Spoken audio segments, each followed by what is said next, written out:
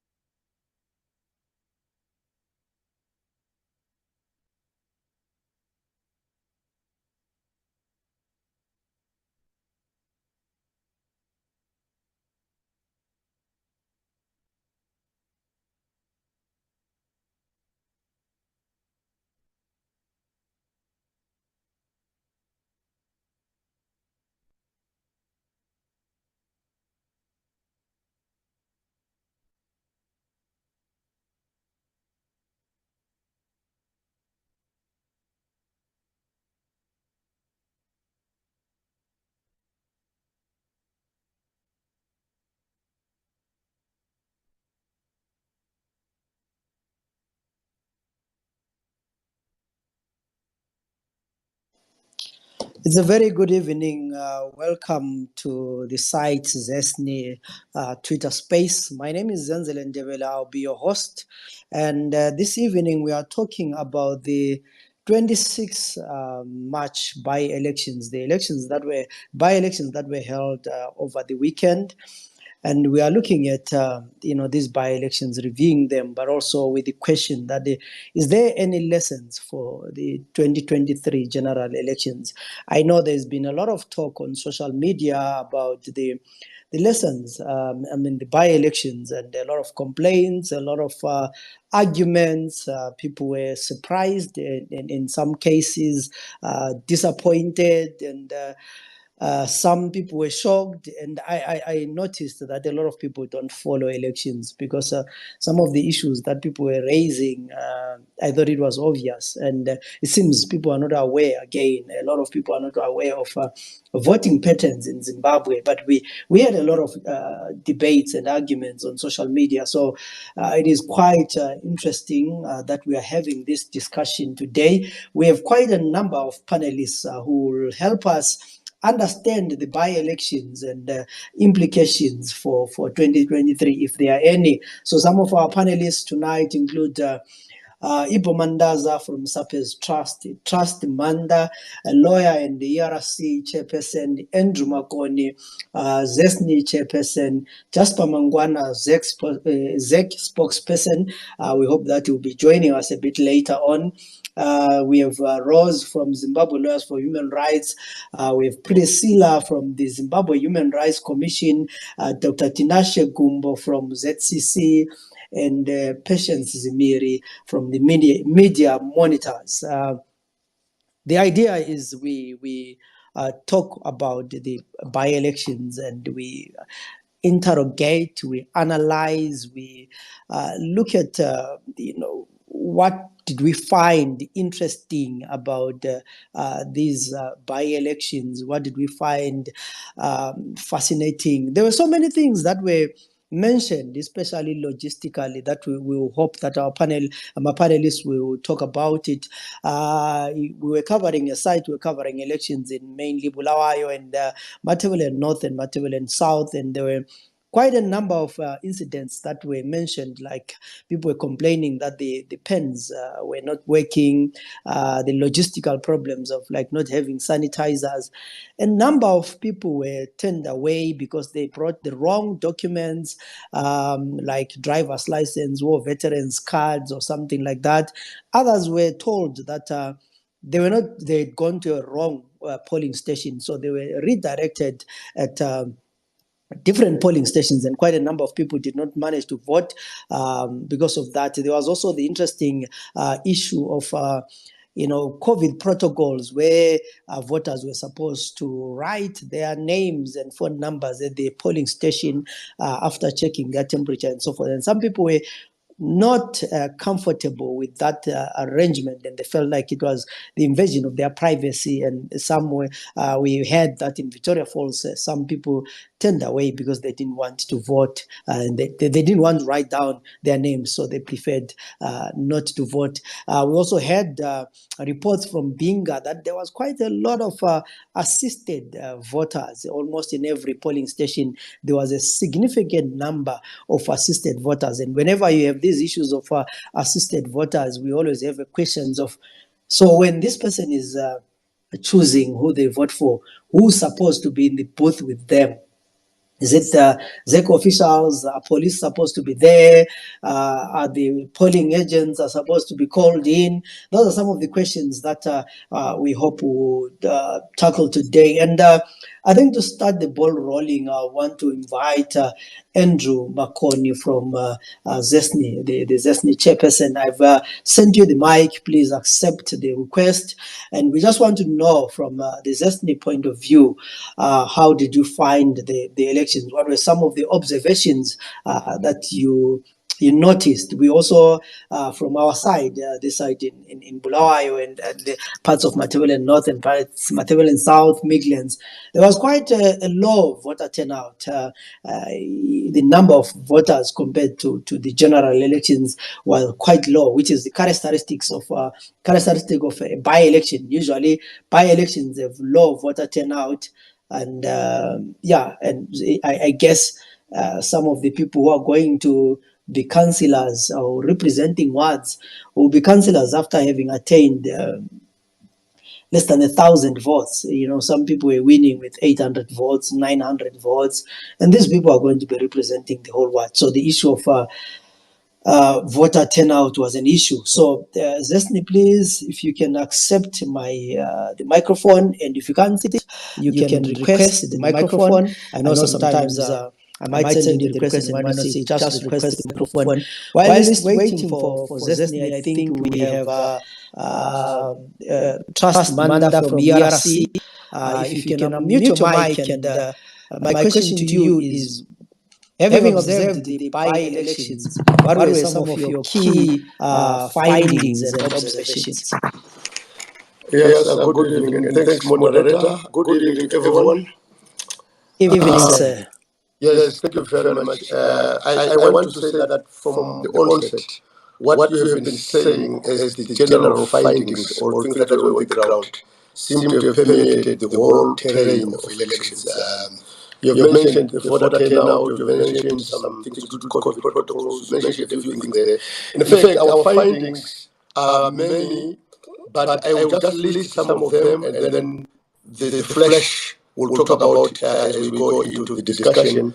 But positively and negatively, I will mention that on the question of voter verification, we noticed that ZEC was indeed verifying the voters, and that everyone who was voting had been identified and verified before they were permitted to vote. I would say it's a plus. And also we have noticed, of course, that there was the issue of indelible ink, where there was a complaint by some and a complaint by others that the ink may not have been as indelible as it should have been. But from our observations, the fingers were checked for indelible ink, and we did not see anyone permitted to vote who had voted before. In other words, we did not see any incidents of attempts to vote twice or again.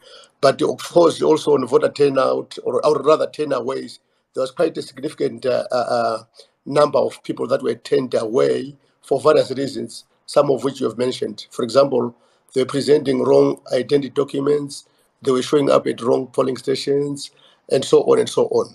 Those are some of the things that we observed. We also noticed that there were quite a number also of assisted voters that were getting the assistance. So we observed that this number of assisted voters here was a little high in some places, like say Epworth and Chivi and Binga and so on.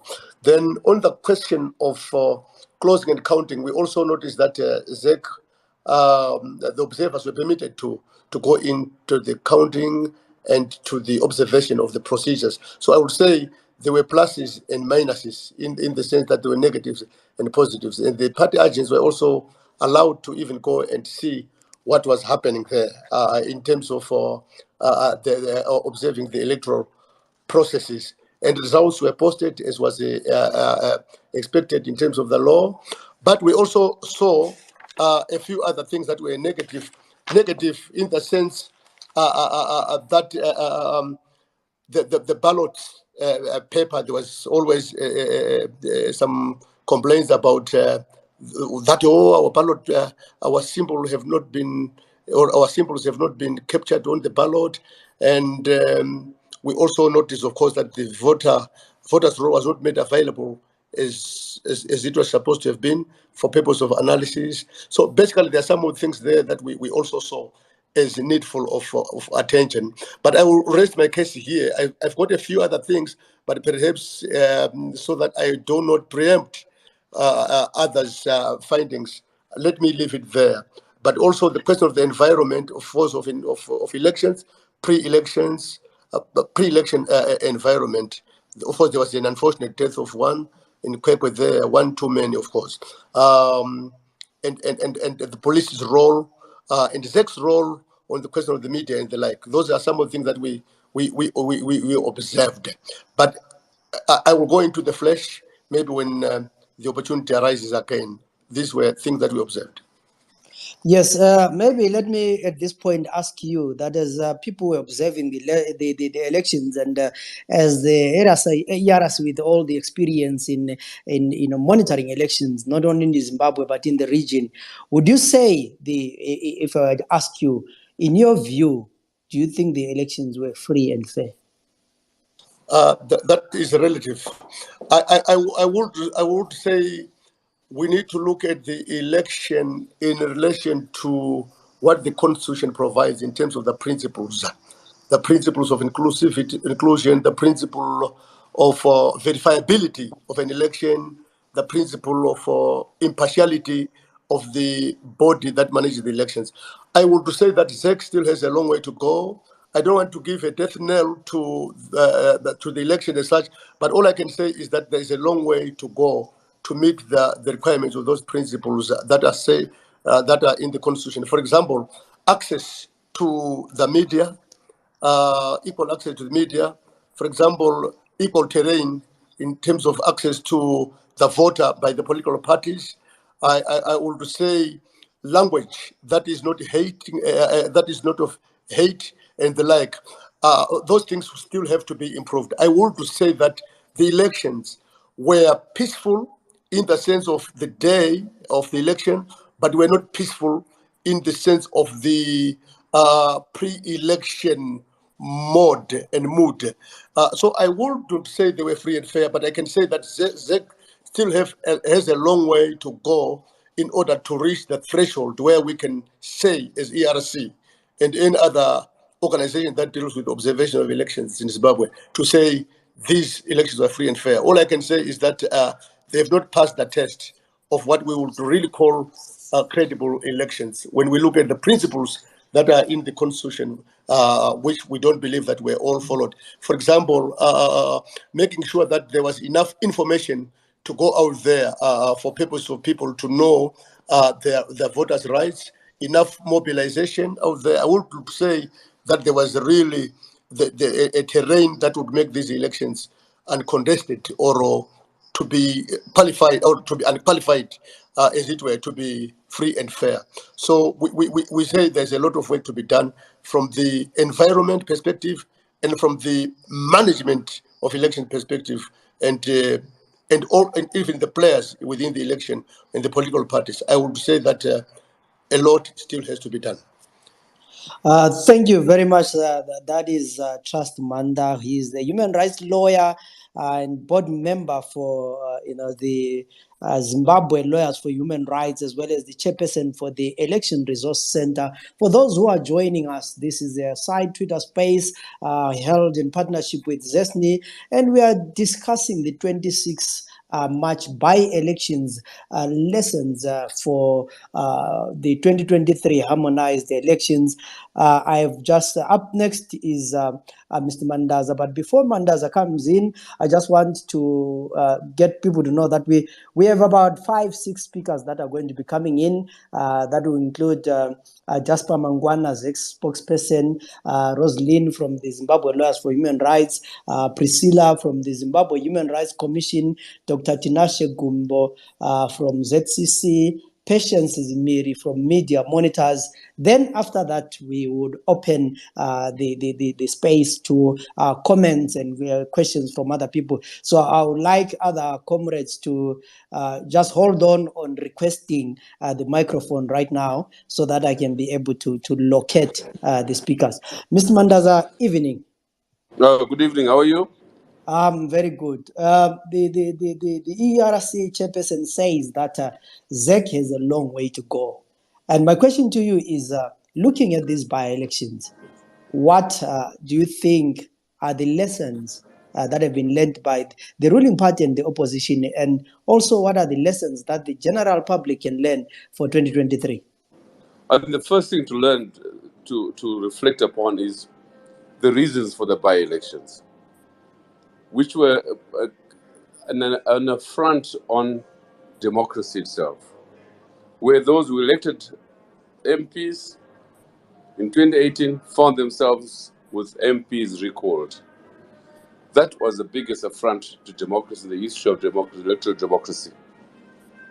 And I think we shouldn't forget that the by-elections were largely due to a recall of MPs, in my view, illegal, unconstitutional, arbitrary.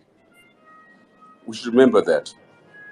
The second is that we, in the same place, so to speak, in the sense that the electoral reforms which will ensure free and fair elections have not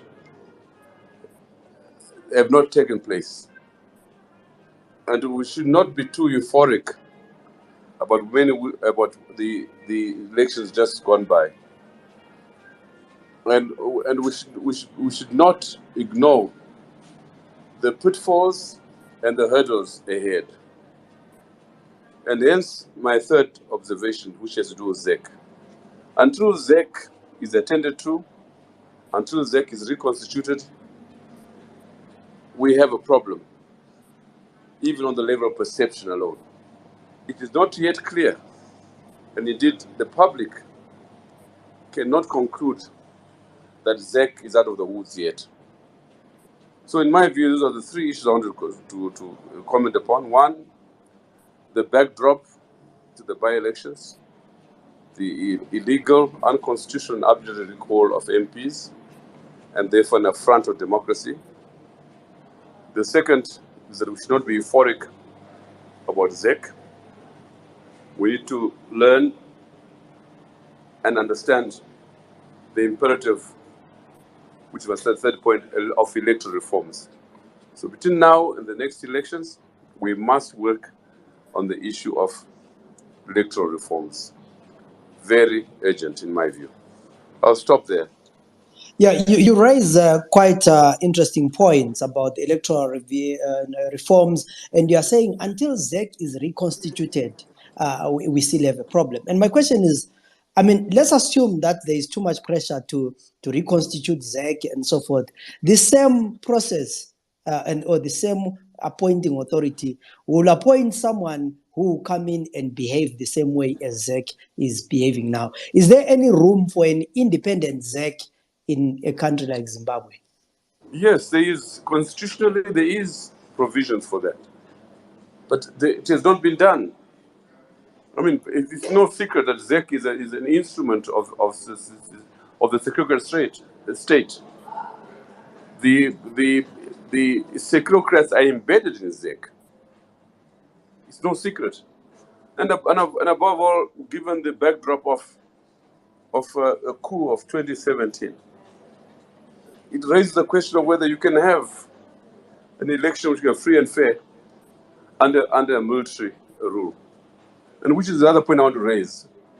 And I'm sorry to say that the opposition campaign, and indeed even Shamisa himself, we've had no mention of the fact that we don't have a constitutional democracy in Zimbabwe. We have a coup, and in our view, the first imperative is the restoration of constitutionalism, curing the coup, and return of the military to the barracks. That should be the precondition of any reforms before the next elections. And as I said earlier on, we're getting too euphoric about the by-elections. And I think the opposition in particular needs to be very careful that you should not forget the major pitfalls, the major deficits in our society, and in particular, the lack of constitutionalism, the lack of rule of law, the capture of the judiciary, and the reality of military rule. We must get Zimbabwe to the same situation as other countries in the region, where the military is back in the barracks. It's in the barracks.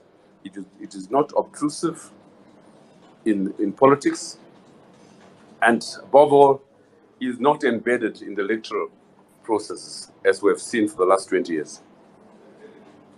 Thanks. Okay, that is Ibo Mandaza there, the director of SAPES Trust, and he's saying the military should go back to the barracks. We have Dr. Tinashe Gumbo. He's a holder of the Doctor of Philosophy degree from the University of KwaZulu-Natal and specializes in economic history. He is currently working with the Zimbabwe Council of Churches, and we want to find out from the Zimbabwe Council of Churches, what was your view about the just ended elections? How did you find anything interesting? What were your observations? And what do you think are the lessons for 2023? Over to you, Dr. Tinashe. Thank you, Zanele. So you will see that as the church, our observation was based on our commitment to Constitution, but also to Christian mandate of full earthly and heavenly citizenship. But also, most importantly, we are committed to nation building based on the values of unity, peace, justice, and the abundance of life for all.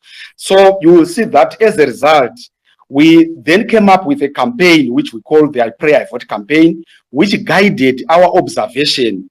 The campaign itself is based on awareness raising, agenda setting, election observation itself, but also sustained electoral dialogue.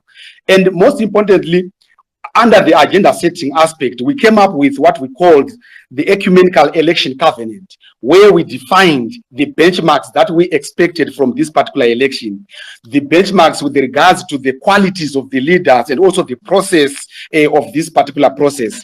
And as a result, we managed to observe these elections, trying to track issues of peace and tolerance. And you will see that we found it difficult for us to say this election was fully peaceful. However, we took note of the fact that during the early days of the campaign period, all the political leaders were preaching peace at their rallies, and we actually celebrated that as the churches. It was only there was some sudden change of language, where we would now hear of some hate speech, and for us it was disturbing because it actually continued to cultivate the culture of the polarization that we always had as a country. So as a result of that, it failed from that angle to pass our test that we had put in our election covenant. But we're also tracking the informed participation of citizens in this election, and we're interested in that in our long-term observation, but also on the day. But we realized that we still had some people who participated in this election not knowing what to do. We saw them bringing incorrect identity cards on the day of election. We saw a lot of redirections. basically, as a result of lack of full information from what was happening. But we're also tracking the credibility of the election management board itself, ZEC. And indeed, on the election day, we actually celebrated some professionalism that we saw, the gender sensitivity in the deployment of its officers. However, we had challenges regarding its management of the voters' roll as we were going towards this particular election. And indeed, we were worried as a church to say, if people are actually failing to trust this particular organization, then what is going to happen in 2023? I think you remember the debates around the management of this particular the voters' roll on the 18th of February. That statement which caused a lot of confusion instead of bringing answers. So as a result, we need to work, all of us, we need to work towards a situation whereby we have a trusted organization that we entrust with the task of managing our voters roll. So from that angle, we had challenges with this particular election.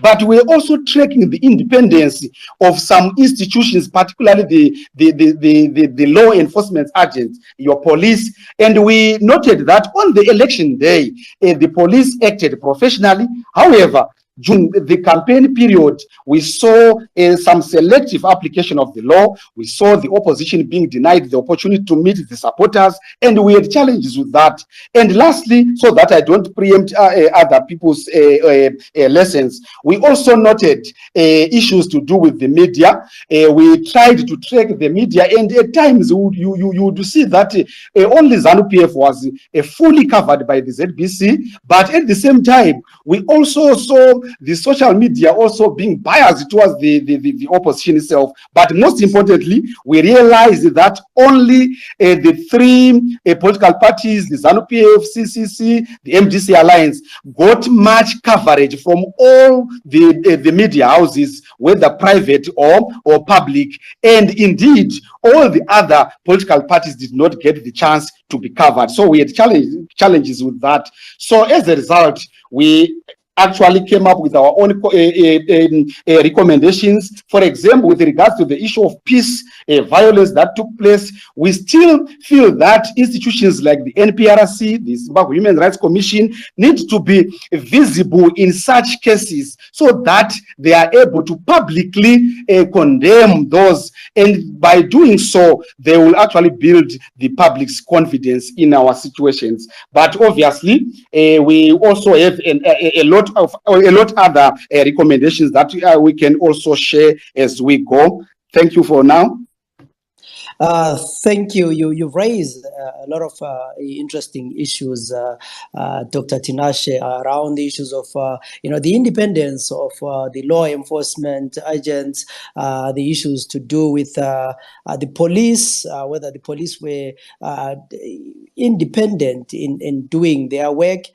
We know that a number of rallies by the opposition were actually, stopped or cancelled, including a rally in Binga and many others. And those are the issues that you raise. And of course, you talk about media coverage. And right now, I would like Patience Miri from Media Monitors, if you could take the mic. Patience. Okay, yeah, you're there.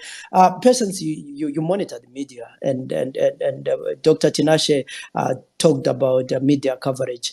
In your view, as media monitors, what were some of your observations when it comes to media coverage and how different media houses covered the elections or the just ended by-elections? For those who don't no Patience. She's Patience Zimiri. She's the executive director of Media Monitors in Zimbabwe. She has a lot of experience in media research, free expression.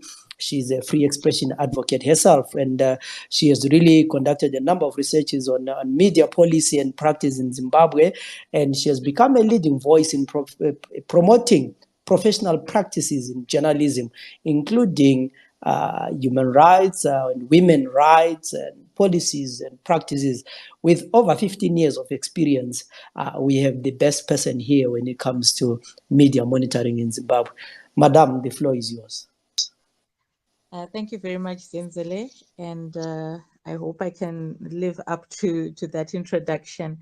But as we're looking at the just ended elections, yes, we did monitor, and my colleagues who have come before have already spoken in part around what they observed, and this is really what we have observed as well, how the media performed in this election is pretty much the same as in previous elections, where we have seen that there has been critical issues in terms of how the media actually represents political players. We note that there is a lot of unfair, unbalanced coverage, and there is continuous bias by different media houses for or against some political parties and political players. If you looked at the media holistically, and that is pretty much all traditional media, you'd be forgiven to think that we only had pretty much three political parties that were contesting.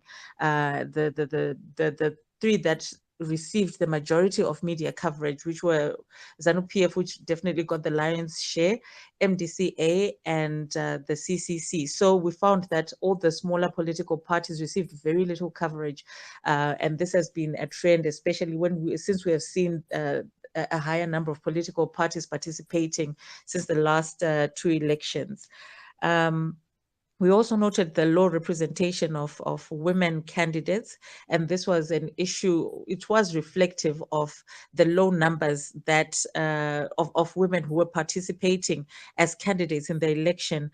But still, we saw that this was still unmatched, because the numbers of women's voices, the women who were participating in elections, who actually found space in the media, was actually still very low.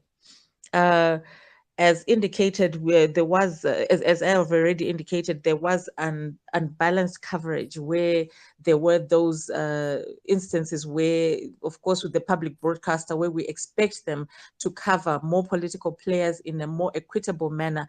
This was not the case as in this election.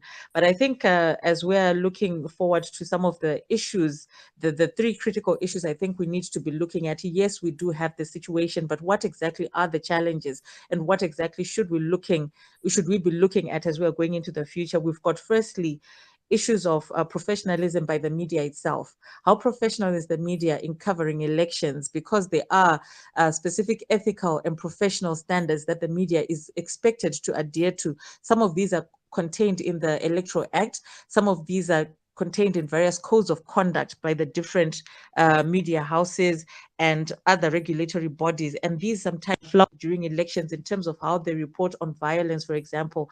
Are they reporting on issues of violence in a manner that doesn't fan further violence? Are they reporting impartially on the different political parties? What exactly is the stance? We find that sometimes with the media, instead of reporting on the facts, there is a lot of editorial comment, or where journalists actually tell a story, are writing about something that happened, but then they add in their own voice as the journalist or as the media house, and this really influences how exactly they're going to represent different political players. So issues of professionalism are really critical, and they were an issue in this election as they have been in the past. The second issue is really around the regulatory framework on ZEC. Colleagues have already mentioned the challenge of that was faced with ZEC, especially in terms of it's fully regulating the media to ensure that the media is following the law. So it is really a challenge where we have where I believe that we have a regulatory framework that is inadequate, and we don't have a clear mechanism by ZEC that can be able to look at the electoral environment. I don't believe, we know that there is a media monitoring committee. This media monitoring committee is supposed to look at the elections and then produce a report at the end of the election. But that is a challenge in itself, because while there are these violations that happen during the electoral period, these need to be challenged during the electoral period and sorted out at that point. Otherwise, post-election, there won't be a lot of a lot that the Electoral Commission can be able to do to ensure that different parties that were not represented well, that were underrepresented or misrepresented, actually get recourse before the election actually comes. So really looking at the regulatory framework and ensuring that it is adequate to ensure that the media actually performs its role is really critical as we are moving forward. And then we have the structural issues. These are really long-term in terms of the media that we have in the country. We have a lot of issues around the law itself. Currently, we have the Minister of Information and the Zimbabwe Media Commission coming up with a new regulatory law on the media, but this hasn't really really come to fruition, because this is where the process has stalled. There have been other reforms in the media that have happened, but regulating the media itself has actually stalled. And this is a challenge in terms of actually ensuring that the media is professional and is able to perform its role during elections. There are also a lot of the issues that we have discussed in the past. I think that these are really common knowledge around the registration process, licensing of broadcasters, where we believe that there has been there have been issues there in terms of who has been licensed, who is actually there.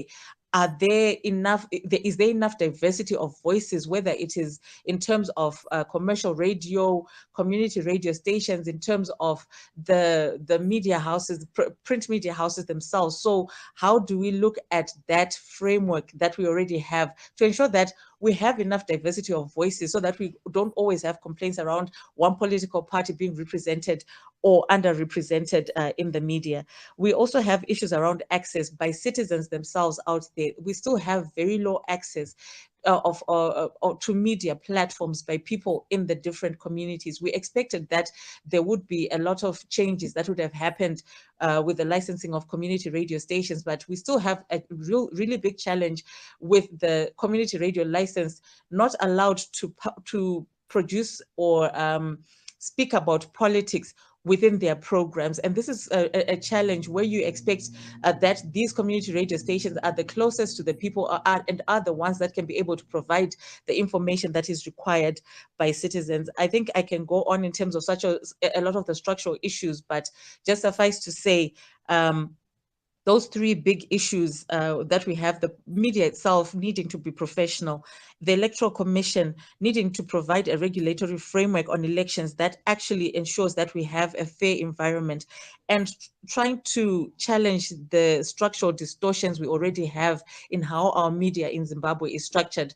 And I think if we manage to fix those three issues, we can have an environment in future that is fairer to the different political players, but also fairer to the citizens in terms of them accessing adequate information for them to be able to make choices that are informed in elections. Thank you, Zenzela. I'll stop there for now.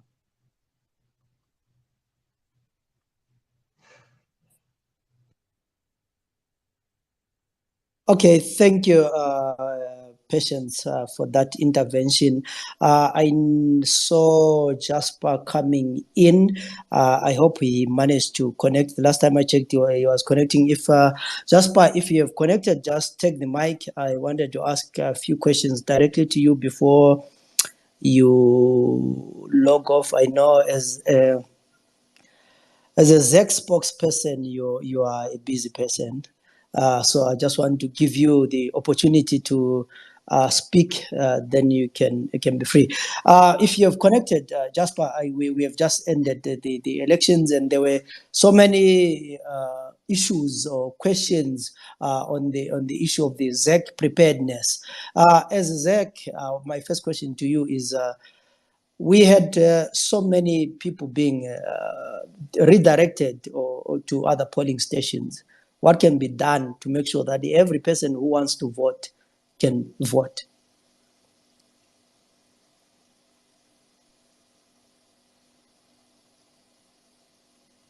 It seems Mangwana's microphone is still connecting there. He waved, meaning he can hear us, I hope. All right. Requested again. He might be having, I'm not sure, maybe let's try again. Patience, Okay, I can hear you now. Thank you for joining us. My first question to you is there were quite a number of people who were redirected to different polling stations because their names did not appear where they had voted in 2018. Zek, what are you doing to solve this issue? Thank you so much, Zenzele. Good evening, everyone. My apologies for being late. I think we hear cases. We are yet to conclude in terms of the numbers and actually see the real reasons on that. But however, we did not change polling stations in terms of the areas from 2018. But what transpired is that maybe one polling station might have three streams. Maybe it's a school where there's sub A, sub B, sub 3, where these are different classes because maybe the threshold for a polling station according to our administrative policy as a commission is 1,000. So if it exceeds 1,000, it's split into two to ensure that maybe in that same polling station, either it's a school or there are tents, we allocate them a different, the numbers which are less than 1,000. But as a commission, we try to reach out to people to make sure that we provided the beaver inspection portal. We even gave up the USSD to ensure that they can check their voter registration. And they also advised all polling stations they displayed voters rolls, some 3 days before the by-election, some 2 days before the by-election, to ensure that people can inspect and check if their names are there. Because this by-election was a bit different because of the voters roll. Remember that these voters rolls were closing at different times. This is one of the peculiar issues about this election, Zenzele, in terms of the other previous elections done with two voters rolls, because each and every local authority voters roll was closing the day that vacancy arose. What it means each and every local authority voters roll had a separate date, while the voters roll for the National Assembly had 2 days after proclamation by the president. So because of that, that was a key issue with us, so that we could see how we could allocate our people. However, as a commission, I think we'll continue to see to ensure that maybe as it get to 2028, we might come up with a bulk SMS solution to ensure that we send the bulk SMS to those that are going to be participating in this particular by-election, if it's a by-election, so that they also receive an SMS just in case maybe they don't have time to check on the start to USSD, or they don't have time to go on the beaver inspection portal, so that we can improve our engagement with them, so that when they go, they know that actually is this actually stream A or stream B or stream C. Generally, this is one of the concerns that the commission has. And also to know that some people actually going in intending to vote, but they were not in the voters roll, because some transferred after the voters roll closed, some maybe when they registered way later after the voters roll was closed. So because of that, they were not part of the people voting on this by-election. I was trying to catch up with your speed there because you're talking very fast, but I think I got all the issues that we're talking about. You have the issue of the voters roll. I mean, you just confirmed that there were two voters rolls. And there are people who were arguing that when they go to the polling station, their names were not on the voters roll that was displayed outside. Some insisted and went inside and got their names. Others, when they could not find their names outside, they went back home. Oh, that would be an unfortunate incident, Zenzele. We haven't got that in terms of the names as a commission to say, this person said, I went outside, I looked for my name, I couldn't find it, but got inside and saw it. Maybe if it could come to the attention of the commission, we're able to investigate, so that the guys who do voter registration and do create these can check with details. That would be my answer to that. I can't really say A, B, or C, because I'm not so sure and not privy to really what transpired. If there is a case like that, maybe, I don't know, is it that it was really not outside, or it was an issue that maybe when they got outside they could not really have much time to look at it, or maybe there's something else that we may need to check. I'm not privy to that. Okay, then there was the exact the organization. Do you feel you guys were adequately prepared for the by-elections? Because in Bulawayo it was raining and some tents were leaking. Other people were complaining that pens were not writing. Other polling stations did not have sanitizers.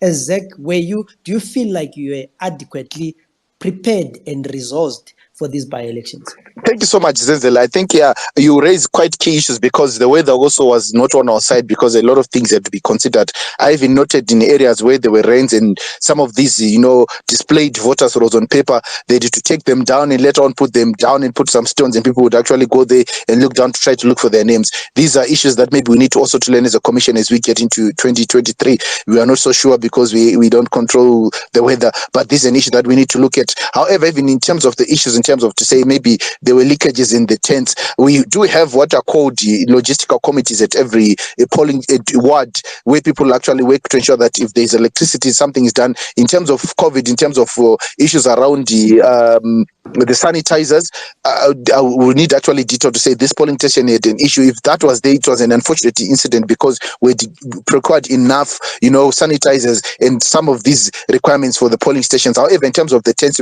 maybe the people who were in these polling stations did not really take time to check if everything was okay on the tents because the rain came as a surprise. But however, the commission had enough adequate material to ensure that if the case that like that has happened, we could be able to replace it and provide another quicker, better solution. However, we can't say everything went according to 100% in terms of logistics, even in terms of resource transmission. Zenzel, I can tell you that because of the rains in some areas, they had to take more time than they expected for them to reach the next, ward collection center because of the roads, because of how the rains had really come through. So these are some of the issues that maybe as we go towards 2023, we need to ensure that we are up to the task. But we try to ensure that all the election material go to these places a day before polling to ensure that they could check everything if it was in order. If there were any challenges or any problems, they could relay to their respective, offices to ensure that they are assisted.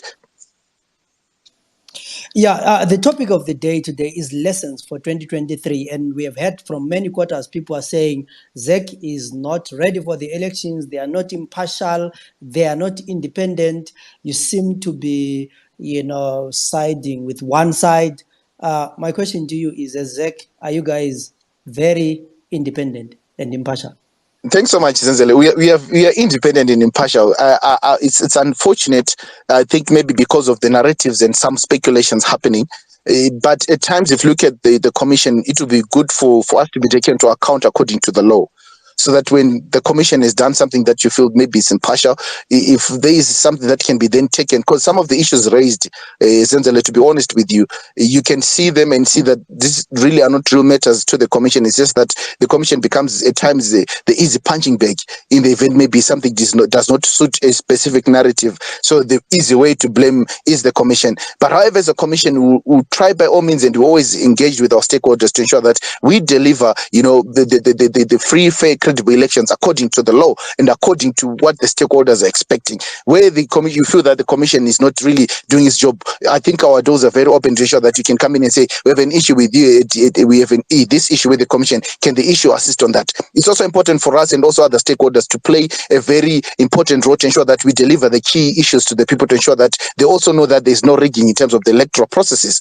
This is quite key to ensure that we do that together, because the moment we let such narratives move, even if you look at this past by-election, Zenzele, the incident happened at at Highfields at Misha School, where one of our presiding officers was really obstructed from conducting her duties and was alleged to say maybe she's marking ballot. But we know very well that before a polling station opens, these papers are declared and everyone looks at them, including the agents and the observers, to see if nothing has been marked to open up the ballot box. But such people peddling such information is also another issue the commission is looking at. That's the reason maybe very soon we're going to be conducting a social media conference on elections to ensure that we also check some of these social media legends and gurus to really go through how elections are done in this country, so that we can demystify some of the reasons that are causing voter apathy. But we as a commission, we are the People's Commission. We are ready to ensure that we deliver our work according to the law of the land. And what if the stakeholders involved, Zenzele, if they have an issue with the law, we also would want to challenge them to say, you are the guys who you go into parliament. You can go into parliament and make the changes in parliament to show that whatever issues you think are not quite clear or are not moving in the way that you expect them to move, you can change it, because you are the lawmakers. Whereas the commission, we can only do according to the law. However, we've made recommendations in terms of the changes in terms of the Electoral Act, some of them which include the registration and regulation of political parties, because we think it's quite key for us to ensure that we create an environment that is conducive for free, fair, credible elections. So before me and the people that are here, you promise that ZEC does not rig elections. ZEC does not rig elections, Zenzele. I'll be waiting to see maybe evidence to say this is the evidence. For your own information, I was in Harare. I was moving around to see places. I visited even the agents, and I was asking them, all agents for political parties that participated in this election, they were all happy to say, no, the process is quite clear, it's quite transparent, and how people are casting their vote. This issue of vote stuffing, ballot paper disappearing, or ballot box being carried are not a reality, because in how the electoral process is structured is very transparent, not only in Zimbabwe, even in the region. I think we've got one of the most transparent electoral processes when it comes to casting votes. So I think this is quite key for people to look at that. We also look forward to be holding an election conference with youth, a youth election conference as the EMB, to ensure that we engage these people and tell the correct narrative of what is happening and how these electoral processes are done. I seem to be having a lot of reactions, laughs, hands, and so forth. So, ZEC has always have these issues, and maybe with the permission of other speakers, I wanted to bring in 2 or 3 people to pose questions on Mangwana. Please just be brief. Don't give us a thesis. Just a 30-second question to Mangwana so that we give other speakers. Then after that, we're going to have Zimbabwe Lawyers for Human Rights looking at the legal issue. I have over there. You are on mute. Unmute your mic and go on. Okay, ngiyabonga Ndebele. My question to Commissioner Mangwana is, you're saying that ZEC is impartial. I draw your attention to the 2018 presidential ballot paper, which was ridiculously designed in such a way that it favored the incumbent. Because by nature of his surname, he was supposed to be bottom third of the ballot paper. But by some magic, you guys had to bring his name to be at the top right, which was totally in violation of the Constitution, which stated that the appearance of the candidates on the ballot paper must be in alphabetical order on a list going down. How do you then come here and explain to us and tell us that ZEC is impartial when we've got that example of the ballot paper which was designed in such a ridiculous manner? Commissioner Mangwana, please. I hope Mangwana is there. Okay, Mangwana, your mic is yours. You want me to respond to one? It's okay. Maybe let me take Vanguard. Then you respond to 2. Vanguard, unmute your mic and go on. Thank you. Yes, he's saying it's corner. So I say good evening, Injani. So I want to ask Commissioner Mangwana. I know there is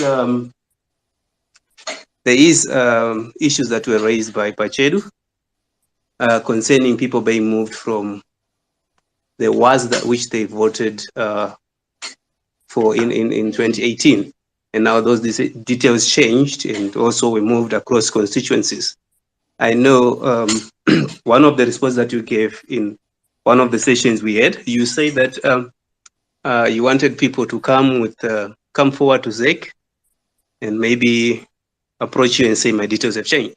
So, and also you dismissed that the voters that Pachedu had was not the correct one. But despite that, Pachedu also said, or they also always present their information or their evidence with the BVR. So which means the information they have in the voters roll, which you guys gave and then which you deny, corresponds with what is on your side, the BVR information.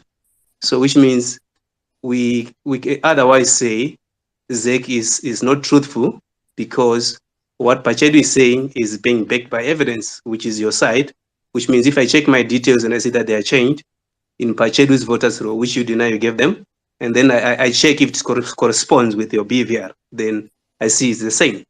So my question is, seeing that there is that hostile of environment towards citizens, or whoever approaches ZEC, where one instant we saw that Wende, who was being harassed by police, are citizens safe even to visit your offices to try and make their details be reverted back to what they were in 2018 or to whatever place they want to. So the reason I brought up this, because maybe your responses wasn't fulfilling. They weren't so good the last time you responded, because you tried to hide around the same question. Because Pachedu did stress out that the BVR corresponds with the voters roll they have. So what is ZEC doing to try and correct that? Besides that you need people to come to ZEC offices to change that. But now we know that a lot of people. Summarize, comrade. Okay, thank you so much. I think I've made my point. Mangwana can respond. Thank you. Okay, we have those two questions. Then from me, the question, there's someone who's asked on Twitter that how many people attend away? It's now 3 days after the polls. As ZEC, would you have the number of how many people attend away? Thank you so much, Zenzele. For starters, I think we're expecting to release the statistics sometime tomorrow. I'll just to verify this evening if they are ready. I think they'll be posted even on social media, including our website, in terms of the statistics that are attended and those that were turned away and the reasons why they were turned away. Then I'll go to the ballot paper design for 2018. What I can just say to the person who was asking about that question is the design of the ballot paper is a responsibility of the commission to design the ballot paper. And when I followed up in the case, I was not yet in the commission, I realized that it talks about alphabetical order, the issue of going down. That's another issue. The commission, I think, had the prerogative to adjust the paper to ensure that maybe it was quite clear for the people that were coming in to vote. On that, I'm yet to see the violation. I'm not so sure where exactly the violation could have been. Then on the second issue, in terms of Pachedu and the voters' roll that Pachedu was referring to, saying maybe they got it from a specific political party. I think we've heard us as a commission saying that we are distancing ourselves from that voters' roll. Whoever is aggrieved can go to the courts and say we got this correctly from ZEC and ZEC this and that, so that we can actually iron out the issue. But we have made a position as a commission because we know the process of acquiring a voters' roll, especially from the commission, with the procedures that are followed and how the production of that voters' roll is done, to an extent that we even said that we've actually let go some of the workers of the commission because of that incident. But however, what I want to raise to you is that issues to do with voter registration, they go case by case, because it's not a universal thing to say you move 60 people, you move 40 people. If there is one person moved simply because maybe they requested a transfer, if that change has been done, not everything is appearing on the portal, including the documents that they've submitted. Any change that is in the voters' roll on the portal has got supporting documents in terms of proof of residence of that respective person. That's the reason why maybe I'll bring it to a session that even when all this noise has been done before, we're yet to receive a person coming into the commission to say, hi, my name is so much, and the results that are coming on the portal, the polling station that I was allocated to me is wrong. Outside those that were part of the reports that the commission made in 2018, when we started the BVR in 2018, there were errors that were made in terms of misposts for people, which is part of the 2018 elections report. And these are the people which the commission has been managing, because it's mandated to do that according to the Electoral Act, to make sure that they maintain and update any information according to what has been given to it. But to say that the commission is changing people willy-nilly, that's not correct. And at the same time to say that maybe people that are changed, the commission has moved one person in 2018 to another constituency without the knowledge of that person. Most of them, they would have brought a document to say, I'm moving from one point to another. Can you maybe effect this transfer? Maybe in terms of the portal update, some of our officers district level, they might have changed the allocation of the polling station, but they've not aligned the address that is on the supporting document that is there.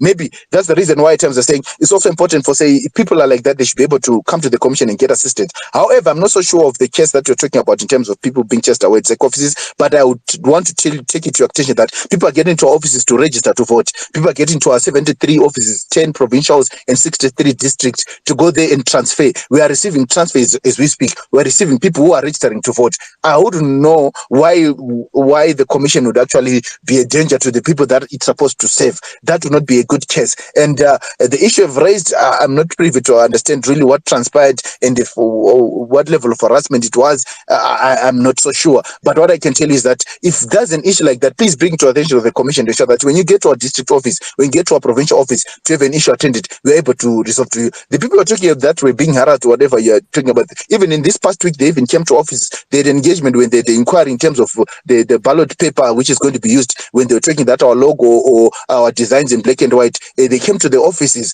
I'm not so sure now how they managed to come to the offices when most likely maybe our police is instructed to not allow them in. But I'm thinking at times it's also important to engage in a way that when there are real issues, we focus on the issues so that we can develop the electoral process and make the environment conducive for all, at the same time protecting also the integrity of the commission to ensure that we provide free, fair, credible and impartial environment for everyone who do it, no stakeholders. I don't know if I've left anything, Zenzel. No, I think you've answered. Let me just take 3 more questions that you answer. I give you a chance to drink water. I bring in Rose from Zimbabwe Lawyers for Human Rights. So the 3 comrades that are going to come in, please ask precise questions, 30 seconds, just so that we give each other a chance. I see so many hands and requests and inboxes and WhatsApps and insults that I'm not taking people's requests, but I'm just trying to manage. Priscilla, go ahead. Thank you, Said. My question, Jasper. Today you're sounding a lot better. I think you did listen to some of the things that we said, because last time you came across as very, very arrogant and dismissive. Even though today you're not quite telling the truth, I think you've calmed down a lot better. And it's quite nice to hear. Hello, Zenzel, is it my side or? Priscilla is asking a question, so I'll tell you if you didn't get it. Yeah, tell him exactly what I've said. Okay. That today he is a lot calmer. He is listening a little bit, which is better. However, Jasper is not telling the truth. That SEC is impartial. Last week, we saw that it was all over social media when we saw one of the opposition leaders went to ask for a voter's roll. And he was escorted by the police, and they were chasing him away from ZEC premises. What was that all about? Why is ZEC so defensive? Why do you think we are your enemy? When you're supposed to be serving the public, you work for us. We employ you, you work for us. You serve the masses. That's why you're there. And I hope you understand that when you do things like that, that's when people start pointing fingers at you, because we can see the difference of how you treat the other people and how you treat others as well. You treat the CCC members differently from the way you treat ZANU-PF. So please pass on my message to him when he comes back on the mic. Thank you. All right, thank you. Jasper, I hope you got that. We are also live streaming this on Facebook, and the guys on Facebook said, tell Mukoma, Jasper, that ambodzora or speed. Amboita kashoma nekuti mabangles edu anenge achapera nespeed yake. Saka Mukoma nokumbira kuti momboita muti. It's okay, but I didn't get the question though. Yeah, I didn't get the question. So the question is, the lady is saying today you are more calmer than the last time. Last time you were dismissive. Today you are more calmer. She says, although you are not telling the truth. Then she says there is someone who came to your offices looking for a voter's roll, and the CC guy was looking for a voter's roll, was chased away. Why did you guys do that? You came in looking for a voter's roll and was chased away. Yes. I don't have it on record, but I think if there are political parties, the CCC, Hope is not a new person in politics. They know how to apply for a voter's roll, because for this past by-election, Zenzele, we gave all candidates and participating political parties voters' rolls in January. After sitting of the nomination court, we gave them at the multi-party liaison committees, and the whole of February we never had complaints from them. And whoever wants a voters' roll after that must apply to the commission through the office of the CEO, and they know the procedure that they would follow, and they will be given to them. I don't think unless otherwise he got into the office without even a paper or anything and said, I want a voter's roll. But I'm not so sure, because I'm not privy to that information. I'll check at the office, but I am not aware of that. Okay, so let me take Manex and Taona. Comrades, short, precise questions, then we'll bring in Zetel Shara while the spokesperson takes a breather. He talks very fast. I'm sure he now needs water. Okay, thanks. Since you said that, I would really love to go first. Well, Jasper, I hope I'm audible to you, my friend. If not, I'll let him go. Loud and clear. Very good. First, I would honestly express you are too fast for my liking. I don't like the way you talk. You are just too fast. Anyway, the first question, and this one is straight. How many voters' rolls does ZEC have? Just tell me 1, 2, or 3, and then I'll continue. Thanks. So, can you just allow him to answer this? Okay. How many Jasper, voters' rolls Manex says does ZEC have? is a straight question. It's not a straight question, Zenzele. You know why I'll tell you that? Because this past by-election, each and every local authority had a different voters roll, which has allocated according to the ward, according to the polling station. We had 1,990 polling stations. Each and every polling station had a different voters roll for National Assembly. Each and every polling station had a different voters roll for local authority. So unless otherwise it's talking of a national voters roll, which is combined, which is usually prepared 21 days before an election, which then that one can work, because the one that we use for a harmonized election is used for everything, because law is quite clear that towards a harmonized election, the closing date for the for people to participate on that election is standard, so it cuts across the rest. But however, for by-elections, it's different. That's the reason why we have each and every polling station, each and every ward, each and every National Assembly with different polling voters rolls. How many? Okay, fine. You answer this one after I answer you the second question. How many national voters rolls does ZEC use for elections? 1. That's my first question. Second question is, there were concerns raised. Let's take in particular Mapuku. We had the person who was contesting for member of parliament, bribing voters the night before the election, in which something that is not allowed constitutionally. This was raised to you as ZEC, but you never said anything. Can you please give a response to that? Thank you. Thank you so much for it. My apologies. Let me try to slow down now, because if I continue to be fast, you continue not to like me. But I want to go slow now. I'll say the first one for national. What you're saying? I mean, national voters rolls that we have. Zimbabwe's got 210 National Assembly constituencies, which means ZEC can have 210 National Assembly voters rolls by constituent. Number 2, you're talking about an issue in Mapuku, but for this past by-election, Zimbabwe Electoral Commission produced 28 National Assembly voters rolls for the different 28 National Assembly constituencies. Then number 2, you're talking about the issue of bribing. I'm not so sure what you mean if you're saying it has been brought to the attention of the commission.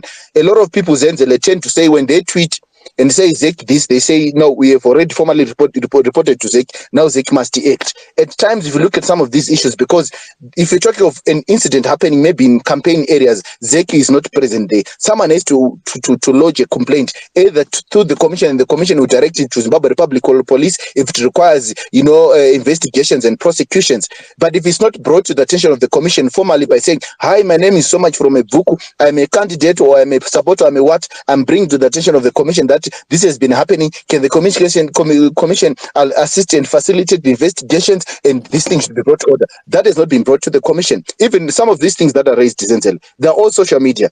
As a commission to really get a formal complaint, we had, in terms of the voters roll, we had an issue with Linda Masare, very well, which was dismissed at the High Court, which did an agent tab application. We had that when she came into the office, and then the issue was sent to us. Then CC came with an issue around the design of the ballot paper and the need of color, and we told them, no, we never printed any candidate or logo in color since 1980. So it's not something new when you go into this election. We had already printed, but the commission is empowered by the law to do the printing and the designing. So we had to talk to them on those issues. But however, this issue is there. They should be able to go and lodge a complaint if they want. They can actually start going through the ZRP, because they will end up at the electoral court where the judgments should be done and convictions. Either if you need to be turned around to say maybe the election, the constituency election were not free, fair, that, then the electoral court is able to do that. But if these matters are not brought to the commission, it's difficult for the commission to move around social media and look at everything.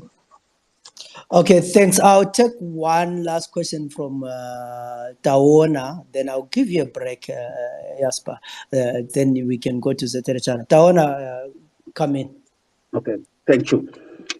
My question is to Mr. Mangwana.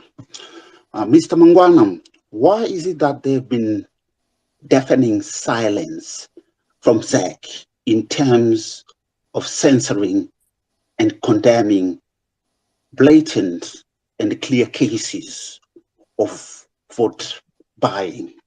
A good case in point is Iso Mufumi Nangamvura Chikankam, Marondera Central, as well as Mavuku.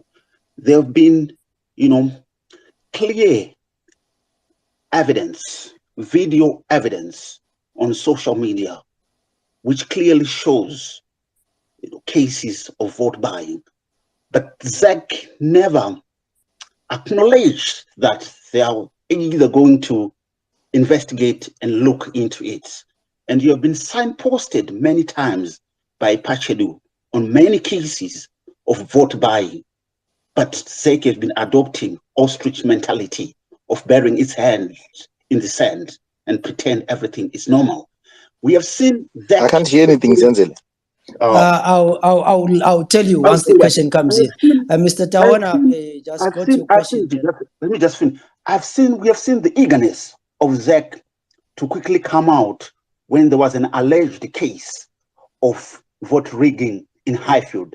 They clearly issued a statement, but they've been clearly ignoring clear, blatant cases of vote buying. Not even a mumbling word from ZEC, not even a clear statement of acknowledgement that we're going to look into this case and investigate further. Thank you. Jasper is saying, why are you ignoring planted cases of vote buying? Why are we ignoring blunted cases of vote buying?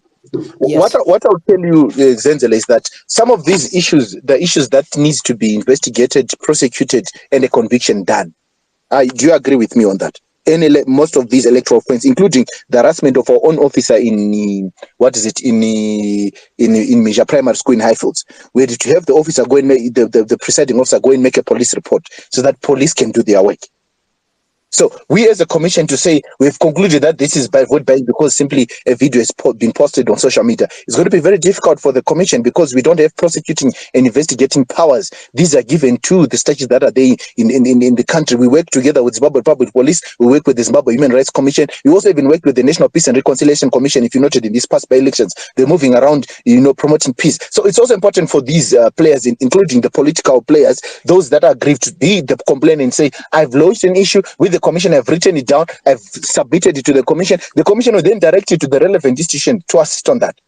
However, for the commission to be a complainant of vote buying when the commission does not receive any money or any whatever you allege that it has been received, it's going to be difficult to prove the case. I don't know if you get me clear, Zenzel. Okay, I get you clearly there. You are saying there has to be a case that is investigated and prosecuted. I can't see Zetelechara. They were there. The mic was on. I think it was connected. And maybe before I bring in Patience on the issues of disinformation and misinformation, what is your do you think what's your view, or as the commissioner, are you happy with the media coverage that was given to political parties, especially when looking at the public media? Thanks so much, Zenzele. To be honest with you, I think you saw the statement that was done by the Media Monitoring Committee towards the by-election. Did you see it? No, I didn't. Yes, we never received a complaint from any political player about biased broadcasting. But however, the Media Monitoring Committee was seeing irregularities in terms of presentation from public media as well as other private medias, and we issued a statement to that. As the Media Monitoring Committee, while we never received complaints, even though some are saying the slots are given, some are not coming in, but we're saying, no, we need to see the action on the ground because we are the commission. We should ensure that this committee is functional and there is fair coverage. At the same time, also some of the journalists, we wanted to encourage them to be, to report, in a manner that is really correct, which reflects things on the ground. But however, some tend to write things that some they add their own, Roico and other things to ensure maybe the paper is gone. But however, we made a statement as a commission to ensure that even the public broadcaster, we say, no, we need to see the slots. And some of the we wanted a response from them. Even some of the private media were written to them to ensure that we actually, provide a fair environment for organizations to campaign. If you are just joining us, this is the space brought to you by Zesni, and we are looking at the 26 March by-elections, lessons for the 2023 harmonized elections. We have panelists that include Ibo Mandaza from Sapes Trust Manda from ERC, Andrew Makoni, Zesni, Jasper Mangwana, ZEC spokesperson, Rose from Zimbabwe Lawyers for Human Rights, Priscilla from the Zimbabwe Human Rights Commission. I'm looking for Priscilla. If she's in, please request the mic. We have Dr. Tinashe from ZCC and Patience Zimiri from Media Monitors Trust. We are live streaming this on Facebook as well as on YouTube. Patience, with Jasper, we talked a lot about media and media coverage. And of course, elections come with misinformation and disinformation. Did you pick any misinformation that was going on during this past election? Sorry, Zenzele, if you allow me to leave. Hello? If you allow me to leave, I'm sorry about that. I don't know if Okay. I'm done. Sorry for. Thank you so much for the. There were a few questions, but if you're in a hurry, what can we do? It's unfortunate that maybe where I am, I wouldn't know how long you need. How much more time do you need me to be in here? Because hey, I'm traveling a little bit. Okay, maybe just if you can stick around for 5 minutes. Okay, it's fine. I'll be in for 5 minutes then. Okay, Patience. My question to you was: did you find any cases of misinformation? Thank you very much for that, Zenzele. Yes, there were definitely cases of misinformation that we noted. In the mainstream media itself, there were fewer cases. There were some instances where we would note that sometimes the media would get some facts wrong, but it wasn't anything that would deliberately call misinformation, unless we are pretty much talking about some definite propagandistic tendencies of some media houses. But a lot of what we would call misinformation would be stuff that we would find on social media, where we found that there was a lot, of course, with the nature of social media. Anybody is out there writing anything that they putting out information that they might sometimes claim as fact, but sometimes isn't. There is, I think, in this past election, as there was in other elections, teams of what we noted as the Twitter warriors for the different political parties were coming in. And I think these were the most notable in terms of people who were passing out a lot of facts. And a lot of these claims that were being made were unverified. There were a lot of ghost accounts. You wouldn't understand where some information was coming from. But this information, in a lot of cases, was unverified. And you would find that, yes, there were these cases, and it was across all, across the political divide. You could almost tell which ones were the trolls or the ghost accounts that were supporting one political party and providing information on or unverified claims and facts around the election or around candidates in the elections, which I think was actually quite problematic. But I think this was really the most obvious case, although there were some instances where you'd find some citizens, some political players were putting out information out in the public that could not really be easily verified. But because it is very difficult to verify some of the claims that were being made. Organizations that are working on these issues that include ZimFact, for example, could not easily look at these claims and try to verify whether this was these facts or this information that was being provided was factual or it was false. But yes, the instances of misinformation were there in this last election.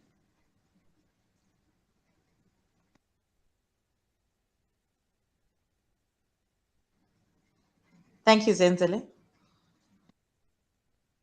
Just by said you're traveling, let me just take 3 last questions for you. Then you can proceed with your journey. The first request or the first speaker, I'll ask Alex to ask a question. Then there is Adende, I think. Alex, you can go ahead. Well, thank you, Zenzele, and thank you, Commissioner Mangwana, for being with us. As others have said, I think that the approach seems to be getting better. Can't hear anything. Okay. If you can't hear, I will let you know what he says. Okay. No, I was saying that, yeah, I mean, it would be good if he could hear. But the point is, look, Zach is the elections referee, and it must not only be fair, but it must be seen to be fair. And I think it's important for Commissioner Mangwana to understand that there are so many trust issues concerning the Zimbabwe Electoral Commission, and it's important for it to repair that relationship that it has with the voters. It's a good thing that he is engaging people on social media. We didn't have this with the previous spokesperson. So hopefully this relationship will be built for the better, more interaction, them listening to us, hearing what the people are saying could be a good idea, but also not being dismissive of the issues that people are raising. The concerns that people have raised about Zach being nonchalant, not taking seriously blatant cases of violations, what people are simply saying is Zach itself should Meromotu on its own be able to comment on issues. For example, if someone is killed during an election campaign, they expect the elections referee to say something about it. If there is vote buying, which is quite clear, the elections referee cannot pretend not to see or not to know what's going on. It must comment on those issues. That is the role of the elections referee. But I do agree with him that it's also important for people who see violations to be able to have the culture of raising these formal issues. We have said this so many times, that it's not enough to raise issues on social media and expect that because they've been raised on social media, therefore they are formally lodged with the authorities. It's important for people to develop a culture of formally raising complaints. Put them up for Zach and say, this is what we have done. And then Zach has to deal with these issues. Mangwana will not be able to come and say, we don't know, because the information will be there formally. And I think it's an important thing to do. My issue for Mangwana is the voters' roll has been shown to be a shambles. And as an elections referee, surely they should be concerned about this going into 2023. What are they doing to work on the voters' roll? Do they acknowledge that they have problems with the voters' roll? And if so, what are they doing to fix this particular problem? I'll stop there, Zenzel. Okay, Jasper, I hope you got those issues that people have trust issues with Zach, and it will be important for Zach to address those trust issues, and he congratulates you for engaging. But his question that is linked to what someone asked is the issue of the complaints process, and someone asked that on your website, is there a procedure on how people can lodge complaints with Zach? Thank you so much. I think that's an issue that we can look at.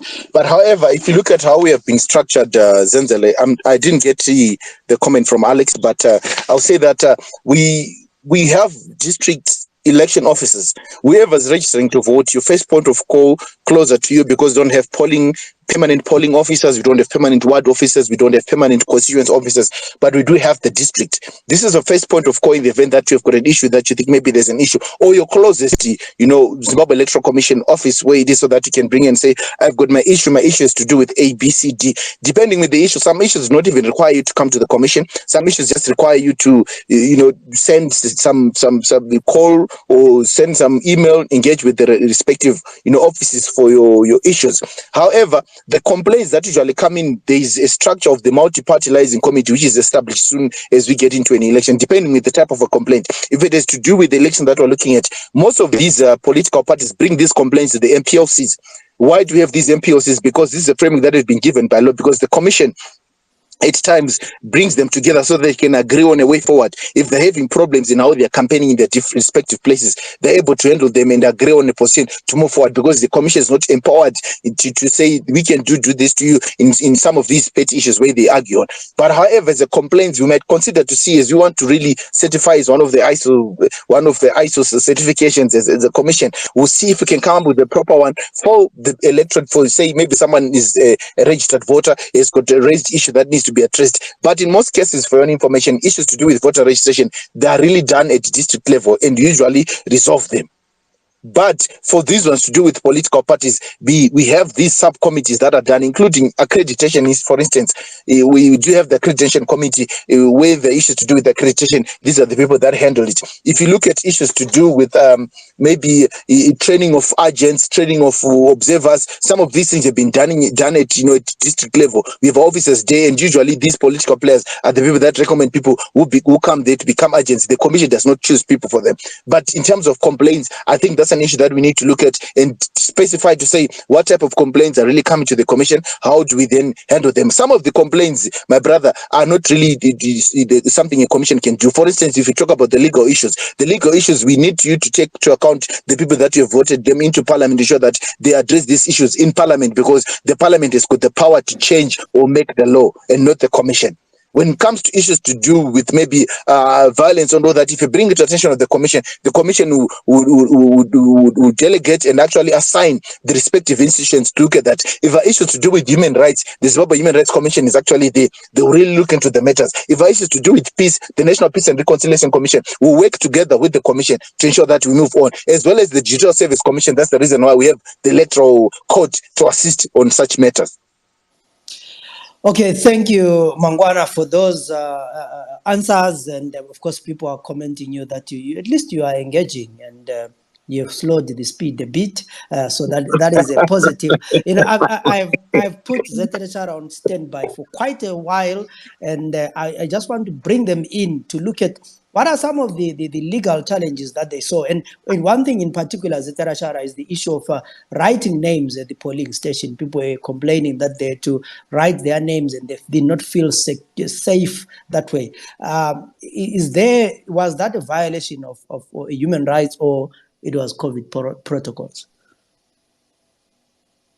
Rose. Thank you, Zenzele. I was actually wondering whether I was going to speak. I also wanted to ask Jasper some questions, but I think the other listeners have asked most of the questions. So basically, I think there was no communication. The Zimbabwe Election Commission did not communicate in advance that they were going to be taking details of people to be able to do contact tracing, whether it was going to be done through the Ministry of Health, which was, of course, a cause of concern, because we know that Zimbabwe is a polarized society. And most people are always weary when their details are being recorded, especially by those that are working for the state, whether in independent commissions or in other capacities. So there was a need for the Zimbabwe Election Commission to actually communicate that in advance so that voters were not concerned about who was taking their details and for what purposes. And I think for most voters, the concern would be that the Zimbabwe Election Commission already has a voter's roll. And when someone actually goes to vote, they then are supposed to cross out that person's name from the voter's roll. So why the additional listing of their names in exercise books, which I also observed because I did vote and I did ask why they were requesting that I write my details in an exercise book that did not have a logo, and it was not even clear what that exercise book was going to be used for and where it was going to be kept. So in terms of the Electoral Act, it's quite clear that there are certain lists that the Zimbabwe Election Commission is required to keep. Like when it comes to people who are assisted to vote, whether they're illiterate or they're physically handicapped. We know that the Electoral Commission is supposed to keep a list listing the details of the people who assisted those to vote, but it does not provide that there should be any other list that the Zimbabwe Election Commission should actually keep. So I think given the fact that COVID is a fairly new situation, there was supposed to be adequate communication. And if there was a requirement, then there should have been regulations that were put in place so that people know that this is required in terms of the law and in terms of the COVID protocols that have been introduced by government. So that's one of the main concerns that I would wish ZEC should address as we go into 2023, since COVID is likely going to be around for some time. Okay, thanks a lot. Let me bring in Priscilla from the Zimbabwe Human Rights Commission, and maybe she can start addressing some of these things. Priscilla, I'm sure you guys were monitoring elections, and the by-election just ended. What were some of the issues that you came across? Priscilla, you can unmute your mic and talk.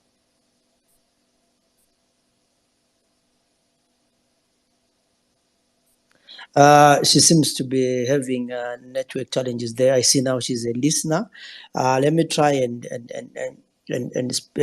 request her again to talk.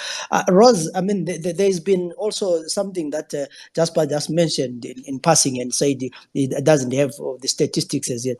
There was quite a high number of assisted voters. In Binga, even in Bulawayo, our reporters saw people were being assisted to vote. What is the procedure for assisting a voter? Who is supposed to be there? So in terms of the Electoral Act, if someone is illiterate or they are physically handicapped, maybe they are visually impaired, and they're required to be assisted, then they can actually be assisted. They can choose a person who can assist them as long as that person is over age. They are not really required to be a registered voter. They can come in with someone who is of age, who has an identity document. Or if they cannot come in with someone that they can choose for themselves, then they can be assisted by the presiding officer in the presence of two other electoral officers, or in their absence, in the presence of two other employees of the Zimbabwe Election Commission, and also in the presence of the police officer on duty. So basically, the presiding officer or someone that the voter chooses to assist them. And then after they are assisted to vote, that's when the presiding officer shall actually take the details of the voter that was assisted and put them on a list that the presiding officer is required to keep, which list is then supposed to be kept together with the election residue. So there should be a list that is kept by the presiding officer. Okay, thanks for that clarification. Priscilla, I hope you can hear me now. You can go ahead. My question to you was, as the Zimbabwe Human Rights Commission, what were some of the observations that you saw in this by-election that you think needs to be addressed? You can mute your mic and go ahead. Thank you, Zenzele. So as the Human Rights Commission, we're interested in looking at the pre-election environment and whether it was conducive to the holding of free and fair elections. So some of the concerns that were raised included, I guess, the violence that occurred on the 27th of February, that has already been heard, that has already been said by other speakers. Right to documentation, that is an issue that is close to the heart of the ZHRC, following our national inquiry on access to documentation. A number of people highlighted that not having documentation, IDs in particular, was an obstacle to the enjoyment of their right to vote. So this is something that needs to be really looked at before the 2023 elections. Also, the holding of campaign rallies. We received complaints of discrimination whereby some parties were cleared and those in the opposition were not cleared to hold their rallies. And also our concerns were on the defacing and pulling down of posters reflecting that political parties are still very much intolerant of what the other party views, or in terms of respecting the views of the other parties. We're also concerned about gender inequality in the political processes, owing to the low numbers of women that participated in this by-election. So for the 2023 elections, I think this is a recommendation that we make to the political parties so that women can also participate. In terms of media coverage, that was our concern as well. Political parties indicated that the public broadcaster was not covering them equally. There was discrimination in terms of coverage of their issues. Also concerns over the voters' roll. Some community members felt that the voters' roll was being used to intimidate them. For example, in rural areas, the voters' roll was being used to intimidate them into voting for a specific political party. So those are some of the issues. We will engage the different stakeholders and also ensure that the reports are shared with our stakeholders and discussed in Parliament. In terms of election day, we noted also the low voter turnout and access to polling stations by persons with disabilities. Some of the polling stations, they had steps and they were not disability friendly. So we felt that in the future elections, ZEC should ensure that polling stations are accessible. And also we noted that there were heavy rains on the day of the election. I think this has already been raised. And there is need to ensure that there is plan B in terms of transporting material on time, despite the weather that is prevailing. I think those are some of the issues. Other issues have already been raised by the other speakers. Thank you. Thank you. You raise quite valid points on logistics and other. We have 3 people who will give the mic, and I'll ask you to just be brief and raise your comments. Jasper is gone, so he is no longer with us. He said he's traveling. So I'll ask first of all, CCCD, please go ahead. Thank you very much. It's unfortunate that the commissioner has left, but my comment just had to do with the responsibility for ZAC in monitoring the environment. And yes, they have highlighted that it is the responsibility of citizens and the respective parties to bring in formal complaints. However, I do think that they, as a regulatory organization, they are also looking at the environment and are required to be looking at the environment and make statements based on those and make independent statements. And I think some of the things that were raised was the political violence, which saw someone being killed because of that. And we also saw the unfairness in the media coverage. So those are things that I think that don't necessarily have to pertain in having someone bringing a formal complaint, but as an organization that is looking at the political environment and working with organizations, we need to be seeing clear statements and what this collaboration with these organizations are making with ZAC to ensure that we have a peaceful environment. The environment needs to be monitored, and this is something that ZAC needs to be continuously doing and making statements on. Thank you very much.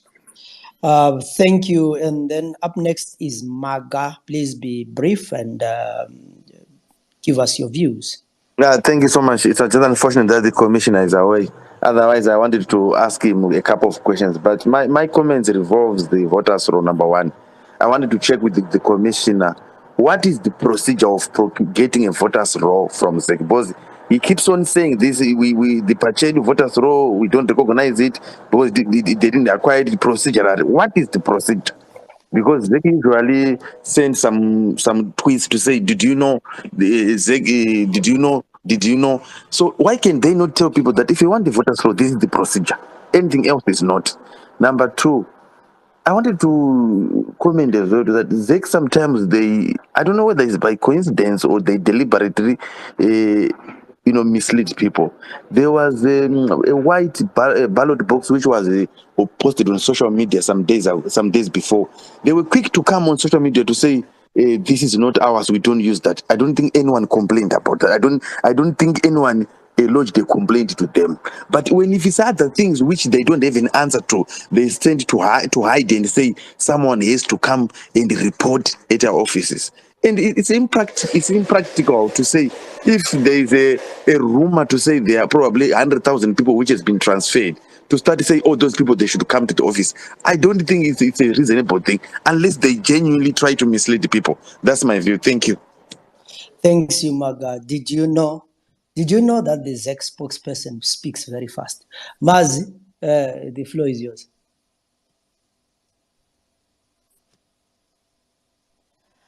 Mazi, you can mute your mic and or maybe what someone with the ZEC spokesperson aenda. Mazi, Hello. Is that yes, yes, Mas Mike?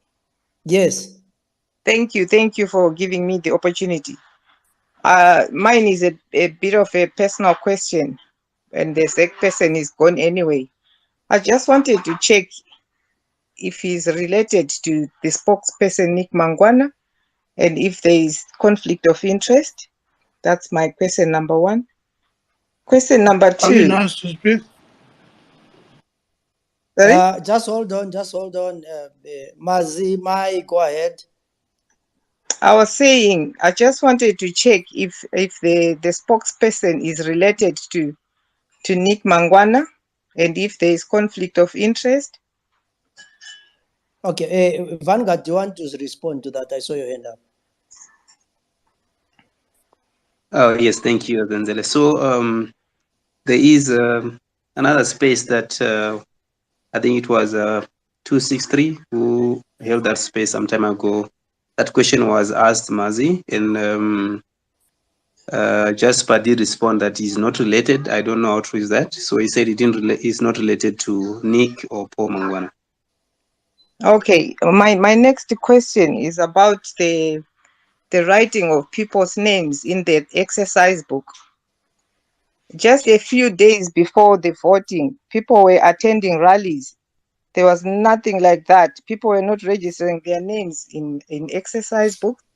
And all of a sudden, on the day of elections, people are asking to write asking to write their names in the exercise books. What was that about?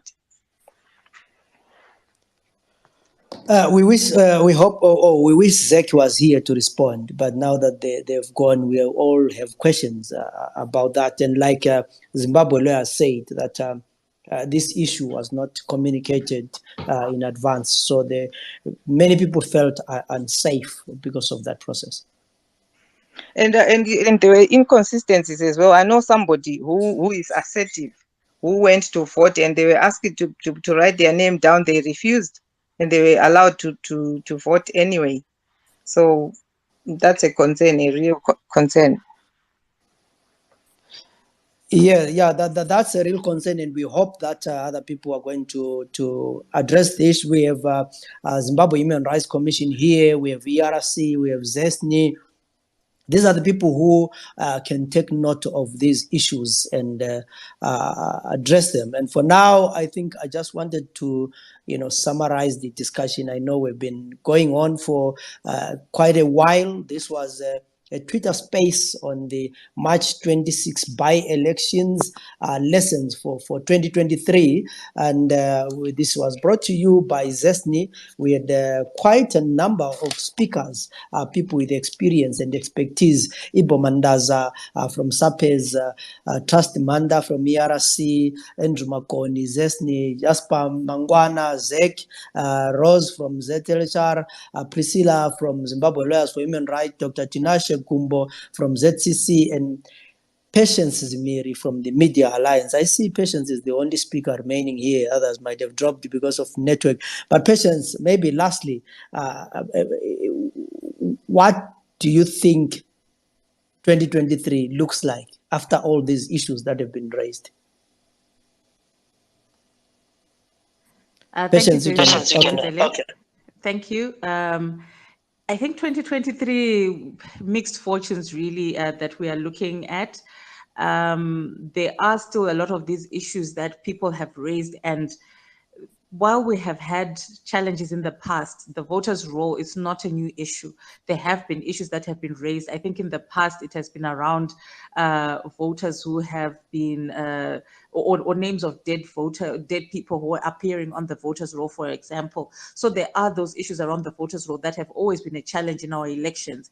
And we continue to see a lot of these challenges. And sometimes it speaks to the need for reform of the electoral law. And if we haven't seen any reforms that have happened from 2018 to date, I do not think that this is going to happen with less than a year to go into the next election. So I think there are going to continue to be these challenges, but I still think that there is room and there is scope for the Electoral Commission and policymakers to be able to come up with the regulations that are necessary to address a lot of the issues that are happening, to address issues around, from my area of interest, around the media and how they can ensure that media houses, the public media is really able and is willing to give space to different political parties.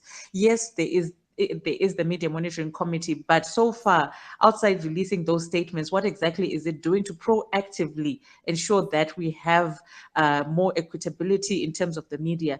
But I think, yeah, the 2023 elections, if we continue this way, we might actually still remain with an election that is disputed because there are too many issues that people are raising. The old issues and then the new issues around the COVID regulations and what it means for elections which have not been addressed, and a lot of issues around the voters' roll, the old issues and the new issues around this as well. And I think there are quite a lot of other issues that have been raised, vote buying, the role of chiefs when we're looking at elections, and all these issues need to be looked at before the next election if we are going to see a more credible election in 2023. Those would be my remarks, Zenzele. Okay, thank you. Rose, looking at the issues that have been raised, do you think you guys as lawyers, you're going to have a busy year as we go to 2023? What are your reflections from this by-election that we just had? Thank you. As long as we don't have the institutional reforms that we've been talking about, particularly around the conduct of some of the state actors that should be contributing to ensuring that there's a free, fair environment ahead of elections, especially the police, who should be ensuring that the rule of law is upheld, the law is applied evenly on all political parties, then we'll continue to have the challenges that we've been seeing ahead of the 2023 elections. There's also the issue of dispute resolution by the courts and other mechanisms that have been set up by the Electoral Act, which continues to be a serious issue. We have seen that sometimes cases that require to be dealt with urgently around electoral-related issues are not dealt with by the courts as required. And the challenge that we actually have is that we don't have a permanent electoral court that sits throughout the electoral cycle. Elections are a process, they are not an event. We see that most of the times the electoral court is constituted just a few months or a few weeks before an election. So it makes it very difficult for us to be able to file courts that are heard by the electoral court. Instead, lawyers end up filing courts to be heard by the High Court. They file cases that are related to elections in the General High Court, not the Electoral Court. So there are serious reforms that need to be implemented. And also reforms around aligning the Electoral Court rules to the constitutional provisions on the right to access justice. We have very archaic Electoral Court rules that are still being applied by the courts, which make it very difficult for any candidates who want to challenge the electoral outcome to do so and feel that they're going to be served with justice that they deserve. Thank you. Thank you. And lastly, from the man of God, Doctor, from the Zimbabwe Council of Churches, what are your reflections and looking forward to 2023? What are some of the challenges that you anticipate? Thank you, colleagues. Yeah, I think we are left to commend almost all the election stakeholders who made this a success.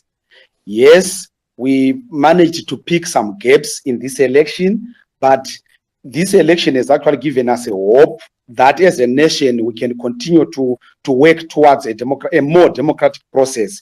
So as the churches, we continue to commit ourselves to ensuring that we work towards a more tolerant society, so that we deal with tolerance issues, we deal with trust issues, so that at the end of the day we come up with that particular election that we all want. But like I said earlier on, we expect some key players like the NPRC, the Zimbabwe Team, and others to be more visible, so that we are able to pick some of these problems before they even become really problems and address them. Otherwise, as churches, we will continue to revisit our ecumenical election covenant to see how we can continue to influence a more a democratic process, a more peaceful process, which is going to produce an outcome which is acceptable to all, through creating platforms that facilitate sustained dialogue around these issues of elections. Otherwise, we still pray for a peaceful election in 2023. Thank you. Thank you very much, ladies and gentlemen. In the way we say, ezimnandi kazipheli. I know we can talk until midday, but I think on that note, or midnight actually, since we are already 8 p.m. On that note, let's wrap it here. This was a discussion which was Twitter Space brought to you by Zesni, where we were looking at the 26 March by-elections and lessons for 2023. And we'd like to thank everyone who has contributed, asked questions and commented. And we, of course, all of us seem to agree that there's a lot of work that needs to be done by ZEC, by the media, by political parties, and also when it comes to issues of the voters' roll, tolerance, logistics. And there are some basic things that we should not be talking about 40 years or 42 years after our first election, but we still talk about, pens not working, or tents leaking, and all those kind of things. The issues of the voters' roll. Jasper could not tell us, the process or the procedure for complaining. And 3 days after the elections, he doesn't know how many complaints they received. He's still waiting for a report to know how many people were turned away and all those kind of issues. I think those are some of the issues that we need to look at. And I think, like many of us, we are still asking ourselves, what is the process of lodging a complaint at ZEC? Can I go to their website? Can I go to their offices? So are some of the issues that I think Magaisa put it well, that people have trust issues, and ZEC needs to work hard to make sure that the trust issues are addressed, as they are the referee. And if there's a soccer match and you don't trust the referee, you don't trust the outcome of the results of the game, because you always think that someone has been favored. My name is Zenzele Ndebele. Join us tomorrow, 7:30. We'll be having the morning show, Asake, and we'll be discussing these issues and many other issues. And thank you to Zesni for facilitating this space. Ladies and gentlemen, have a good night.